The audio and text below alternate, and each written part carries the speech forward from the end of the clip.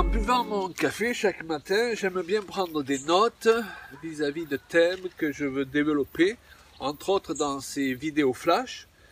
Et il y a un thème qui me tient à cœur, qui me tarabuste, si je peux dire, depuis plusieurs semaines, c'est celui de la justice. Lorsque je regarde notre société, j'écoute les nouvelles, je vois la manière dont le sujet de la justice est traité, je me dis que nous nous éloignons de plus en plus du vrai concept de ce qui est supposé être la justice. Et nous subissons l'influence dans notre société de ce que j'appelle, oui, l'esprit humaniste. Et la conception de l'humanisme, de la justice par rapport à la conception biblique, ce sont deux choses bien éloignées l'une de l'autre et assez contraires. Vous savez, pour les humanistes, l'homme serait foncièrement bon dès le départ, et puis c'est la société ou le contexte dans lequel il vit qui le transformerait, le pervertirait. Là où bibliquement, l'homme a un problème. Il a un problème qui date du Jardin d'Éden, où il y a eu une chute, et de ce fait, l'homme naît habité par une nature pécheresse. Et il fait des mauvais choix dans sa vie. Il utilise mal son libre arbitre et donc il devient responsable des péchés qu'il commet. Et donc tout cela ne se règle pas par des programmes de réhabilitation, mais tout cela se règle par une repentance profonde et en se tournant vers son Créateur. Alors il faut savoir que la justice est un fondement du trône de Dieu.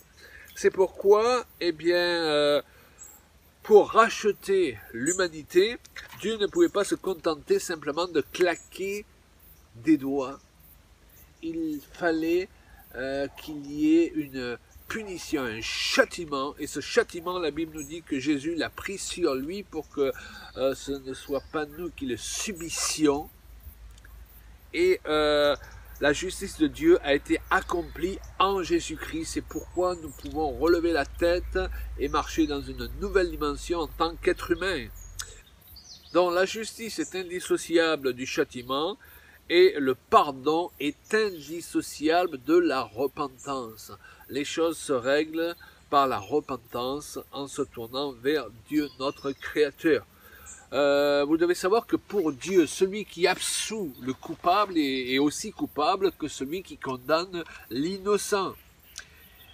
Dans cette société, même dans notre monde, la Bible nous dit que Dieu a fait en sorte qu'il y ait des autorités. Et il a équipé ces autorités, non pas d'une petite plume avec laquelle il chatouillerait les coupables, n'est-ce pas ?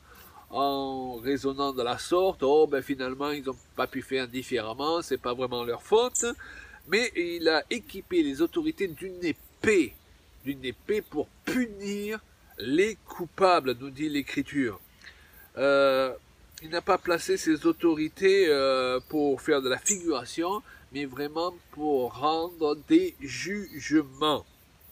Et nous vivons dans une société qui a déstructuré tout cela, avec des lois, moi je qualifierais d'iniques à ce jour, qui sous prétexte de justice, eh bien, ne rendent plus la justice. Vous savez, aujourd'hui, quelqu'un vient vous voler, vous vous défendez, vous le blessez, et c'est vous qui êtes en mauvaise posture. C'est le monde à l'envers.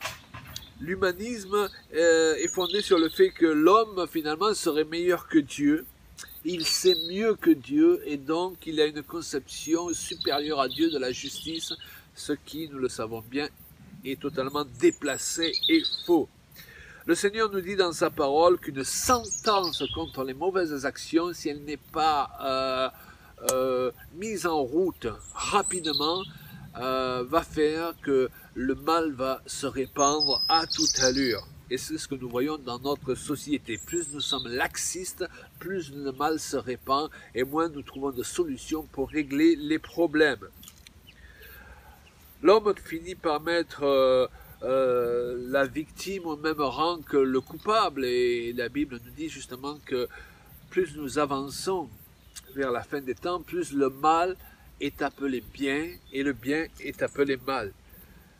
Dieu dit que certains crimes, s'il n'y a pas de repentance, bien sûr, eh bien, méritent la mort. Et l'homme, qu'est-ce qu'il a fait? Eh bien, il a supprimé la peine de mort. Et nous sommes très fiers de cela aujourd'hui dans notre société. Et beaucoup de chrétiens vont dans ce même sens. Et en effet, le christianisme de beaucoup d'enfants de Dieu, c'est un christianisme humaniste.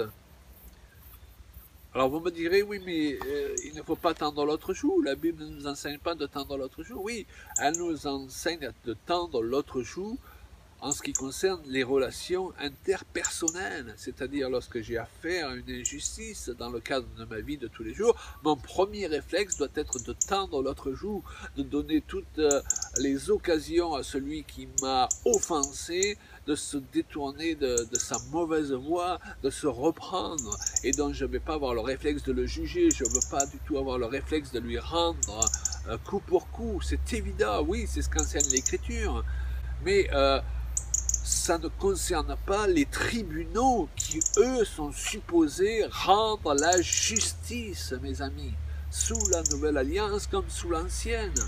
Et c'est pourquoi Jésus a dit, si tu es en désaccord avec ton frère, pardonnez-vous l'un et l'autre, mettez-vous en phase, sinon il t'amènera devant les tribunaux, fais-le avant qu'il t'amène devant les tribunaux qui, eux, rendront la justice et tu ne t'en sortiras pas jusqu'à ce que tu aies payé jusqu'au dernier centime. Donc il y a un temps pour tendre l'autre joue dans les relations interpersonnelles avec les gens, et il y a un temps, si les choses ne se règlent pas, pour être amené devant les tribunaux, pour que les tribunaux rendent la justice. Et souvent dans les milieux chrétiens, on confond tout ça, on confond les versets bibliques qui correspondent à un contexte et qu'on essaie d'attribuer à tous les contextes. La justice actuelle de notre pays, mes amis, c'est une mascarade des violeurs, des personnes qui dépassent toutes les limites, se retrouvent à prendre juste quelques années de prison quand ils n'arrivent pas à tout simplement y échapper. Les politiques qui nous gouvernent et qui font le contraire de ce qu'ils nous disent de faire arrivent à s'en sortir allègrement. Nous l'avons constaté ces dernières années. Injustice, mes amis, injustice. Nous sommes dans une société où de plus en plus il est interdit d'interdire.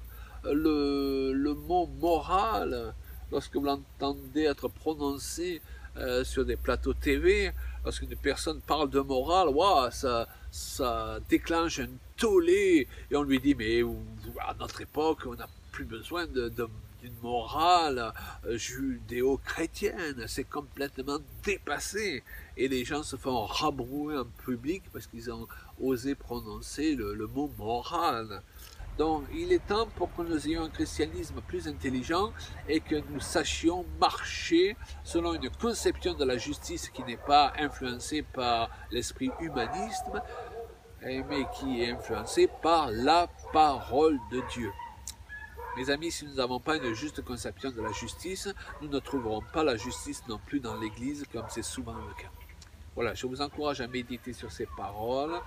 Nous en avons besoin aujourd'hui pour comprendre où nous allons. Que le Seigneur vous bénisse.